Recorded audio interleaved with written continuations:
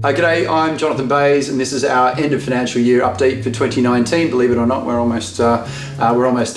And a positive note from me, having seen the federal election outcome resolve itself for financial market investors at least. The reasons why I guess it's more constructive for financial investors in Australia and indeed for the economy is that we're going to get continuity. We're going to get 3 to 4 years of planned tax cuts coming through, and in fact in the last week or so we've seen a further positive with the Labor opposition actually potentially even supporting a bringing forward of one of the major tax cuts from 2022 to currently.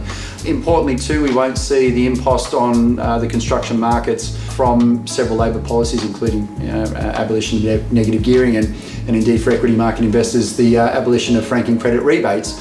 So unsurprisingly, it's been a much better month for Australian equities, and in actual fact, through the course of the last month, Aussie equities have actually outperformed the US market in constant currency terms by about 7 or 8%. We've given up a little bit of that ground recently, but it does go to show that markets and investors such as ourselves were really very cautious going into the election and really a little bit worried perhaps as to what could have happened to the economy had Labor got in.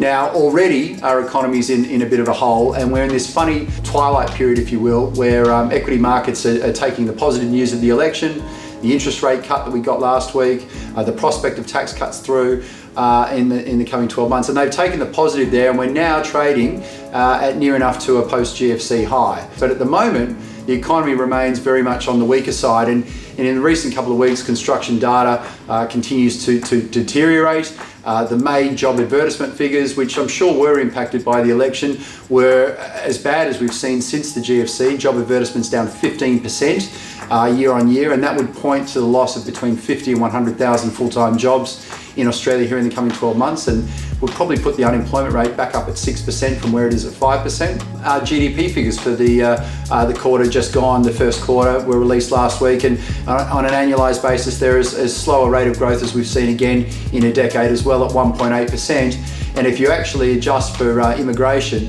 GDP per capita actually the last 2 quarters has been negative, and that puts us in a technical recession. The tax cuts, the interest rate cuts are coming through, they're desperately needed. And as I say, at the moment we run the risk where markets are taking all the news on a positive at the moment. We run the risk that potentially we've got a bit of a pullback as reality in the back end of 2019 sinks in. So I thought this was a good opportunity to give a bit of an update on some Aussie equity portfolio positions we have. Some positive, some negative. In the case of Regis Healthcare, a bit disappointing that they had a profit warning for the coming financial year last week. Their margins are being crimped by higher wages and sadly a little bit of weakness in occupancy coming through. So we do need to try and reassert a view on Regis. I think it's worth a lot more than it is today, but in the near term it is facing some headwinds. We exited our position in Seek. We're very worried about the deterioration in the jobs market in Australia. It's not yet been reflected in the share price, but we do worry that as we go into the August reporting season that they have a big risk of earnings downside. Telstra's been a really good one that we held on to in the last 12 or 18 months. Obviously prior to that, it's been a more disappointing holding.